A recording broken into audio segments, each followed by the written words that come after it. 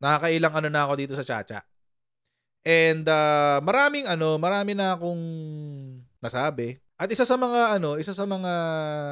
sinasabi ko dito sa Chacha, kung magkakaroon tayo ng Chacha, huwag niyo nang pakialaman yung yung political provisions. Huwag na muna. This is not the right time. Yung economic provisions na lang muna.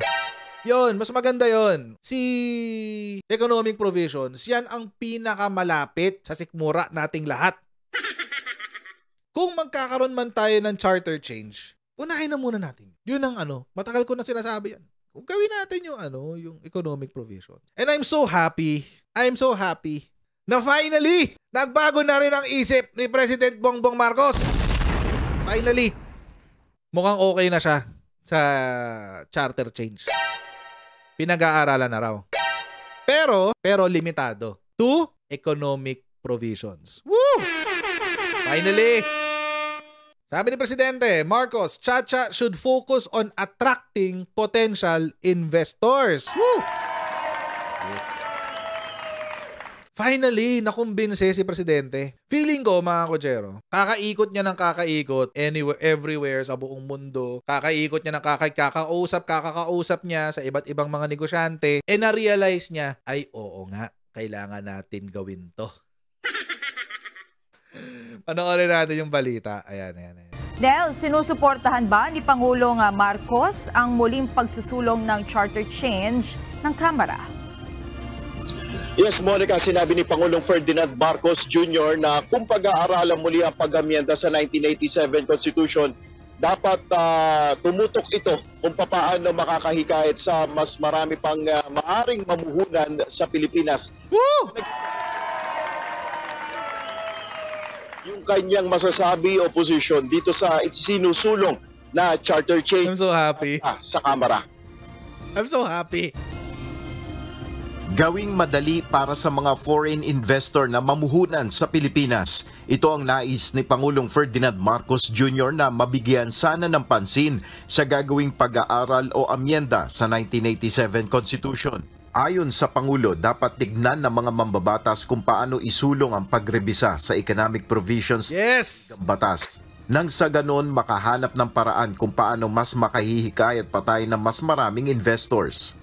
But in my interest, my primary interest is to try and make our country a investment-friendly place. And what we'll see. That's why the study is really not about the Constitution. It's about what do we need to do, what do we need to change so that these potential investors will in fact come to the Philippines. Mismong ang kanyang pinsan na si House Speaker Martin Romualdez ang nagpahayag ng plano ng mababang kapulungan ng Kongreso na pagpasok ng taong 2024 ay tututok ito sa panukala ukol sa restriction sa pagpasok ng foreign capital at investments, kabilang na dito ang Chacha. Samantala, hindi pa natatransmit sa Malacanang ang kopya ng 5.768 trillion pesos 2024 proposed budget na niratipikahan ng Kongreso. Ngunit sa tingin ni PBBM, wala namang unresolved issues sa spending plan ng bansa para sa susunod na taon. Kaya inaasahan niya na pagbalik galing Japan ay malalagdaan na niya ang panukalang budget. Before Christmas, are you expecting to be to sign it? Yeah, but you should really ask the BICAM to see what their schedule is. But yes, I think we'll do it before Christmas. Bandang 2:00 ng hapon kanina nang makaalis si Pangulong Marcos kasama ang delegasyon na dadalo sa ASEAN-Japan Commemorative Summit. Ilang pagpupulong ang dadaluhan ng Pangulo sa Tokyo, Japan, kabilang na dito ang inaasahang pagharap niya kay Japanese Prime Minister Fumio Kishida. Sa kanyang pre-departure speech, ipinahayag nito na bibigyang halaga niya sa pulong ang magandang relasyon ng ASEAN at Japan sa iba't ibang larangan at usapin, kabilang na ang seguridad at kalakalan. I will highlight that the ASEAN-Japan relationship has inexorably evolved and progressed over the past 5 decades, particularly in shared commitments towards peace and security, trade and investment, food security, climate action, energy security, supply chain resilience, infrastructure development, and now connectivity. Makikipagpulong rin ang Pangulo sa ilang Japanese investors kung saan hihikayatin niyang mamuhunan ang mga ito sa renewable energy sector sa Pilipinas. RE talaga no? Monica, bandang mga alas 7 pa ng gabi dito sa Japan, inaasahan ng pagdating ng Pangulo at ng delegasyon o alas 6 naman ng gabi dyan sa Pilipinas. Ang unang schedule ng Pangulo ay magaganap pa bukas sa isang gala dinner na inihanda ng Japanese Prime Minister at linggo naman ang formal na pagsisimula naman ng ASEAN-Japan Commemorative Summit. At patuloy tayong tututok sa mga magaganap na pagpupulong ni Pangulong Marcos at maging itong formal opening na magaganap dito. Monica. Pero bago natin ipagpatuloy ang ating pinag-uusapan dito sa video na ito, may tanong muna ako sa inyong lahat. Sa mga nasa US, UK, Canada, Italy, France, Spain, Ireland, and Belgium, gusto nyo bang makauwi sa Pilipinas ng may libreng patiket galing kay Sendwave?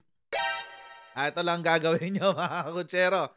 Ito lang, pakita ko sa inyo. Pwede kayong manalo ng isa sa 3 free round trip tickets sa pamamagitan ng Sendwave Pasko. Ayan, mga kutsero, matindi-tindi to.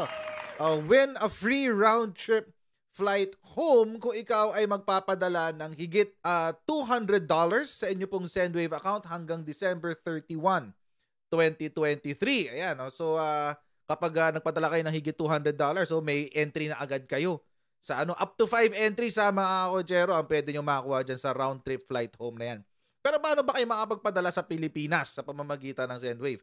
Ang gagawin nyo lang muna mga kutsero, i-download ang Sendwave app, gumawa kayo ng account, lagay nyo ba account details mo dyan, at pwede na kayo magpadala sa GCash, cash pickup through pawn shops at sa iba't ibang mga bangko sa Pilipinas. At kapag ginamit nyo pa ang promo code The Coach Jared, makakuha kayo ng $20 free credit. Ayan mga kutsero, kaya gamitin na si Sendwave for all of your remittance needs at para makakuha kayo ng libreng patiket pauwi ng Pilipinas.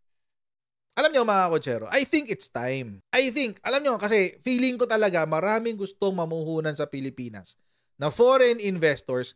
Nasa kanila lahat ng pera eh. Nasa US, nasa Europe, nasa Japan, nasa South Korea. Nandun lahat ng pera. Hindi nakakapasok sa Pilipinas. Bakit? Kasi kung sino mang komunista ang nagsulat nito na kailangan 60% ng lahat ng negosyong papasok sa Pilipinas ay pag-aari ng Pilipino, kung ikaw yung foreign investor, matur-turn off ka dyan. Sabihin mo, hindi na lang, mamuhuna na lang ako sa mga oligarko niya dyan sa loob. Diba? Yun yung ibig nating sabihin dyan. Pangit talaga yan. Kaya tayo merong oligarch system. Dahil dyan, sa napakawalang kwentang provision na yan. Tama si PBBM dito, guys. Finally, na-realize ni Presidente, oo nga, kailangan galawin ang Constitution. Finally. Alam niyo ba ang basic na ibig sabihin? Ang pinaka-fundamental definition of an oligarch? A businessman who exerts influence in politics. The Villars is the classic example of an oligarch. Ikaw na yung negosyante, ikaw pa yung nasa posisyon sa gobyerno. Yan ang oligarch. Pakita ko yung example. Halimbawa si Malaysia. Foreign direct investments ng ASEAN countries in the millions of US dollars. Lahat yan mga ASEAN yan. Philippines. Ayan ang Philippines. Philippines. Start tayo ng 2010. Ang Philippines, number 9. Ayan, so 2010. Number 9 ang Philippines. Tapos, tapusin natin yung term ni Aquino. 2010, 2016, nasa na ang Pilipinas. From number 9, pagpasok ni Digong, number 6, number 1, 2, number 3 sa Southeast Asia. Pagdating sa foreign direct investments. Number 1, si Vietnam, pangalawa si Malaysia, pangatlo si Pilipinas. May Singapore pa pala, pang-apat si Pilipinas. Singapore, Vietnam, Philippines. Malaysia, Philippines. Noong panahon ni Digong. Pagbaba ni Digong, 2022, 2021, pang ilan na tayo? 1, 2, 3, 4, 5, pang 6 na ulit. Considering na nagkaroon ng pandemic. Kasi, sabihin natin pre-pandemic, 2018, pre-pandemic. Ito yung ba't nandito yung 2022? Labo naman. 2022, pag-upo ni PBBM, 1, 2, 3, 4, 5. Pang-anim pa rin. Wala nagbago. Pang-anim tayo. among ASEAN na merong foreign direct investments. Tingnan niyo si Singapore, mga kotsero. In the millions of dollars to 141 billion 187 million ang foreign direct investments ng Singapore. Kaya napakayaman ng Singapore. 2020, ano nangyari? Pang-apat pa rin tayo. Dami nating negosyo, 2020. Ano nangyari 2021? Nangusuan tayo. Ni Thailand tsaka ni Malaysia. Patapos na pandemic nito. Hindi mo na pwedeng idahilan ng pandemic dito, 2021. Ano ba kasi ang ginawa ng Malaysia noong 2021? Noong 2021, mga kotsero, nagbago ng policy ang ang Malaysia. Tinanggal nila yung kanilang investment restriction.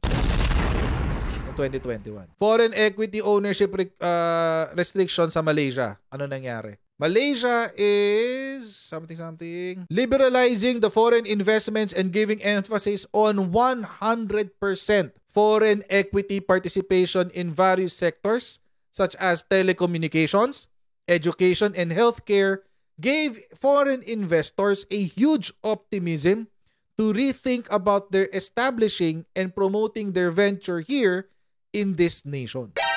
Ibig sabihin, mga kotsero, paano tayo nalampasan ni Malaysia at ni Thailand sa pagdating sa ekonomiya? It's because niliberalize nila yung kanilang economy. Ito dapat yung ginagawa natin. Hindi, coach, meron pa rin silang restrictions. O sige, may restrictions talaga sila. Pero anong restrictions? 70% pang foreign investors, 30% pang Malaysians. Baliktad. Sa atin kasi sa Pilipinas, 60% dapat Pilipino, 40% foreigner. Sinong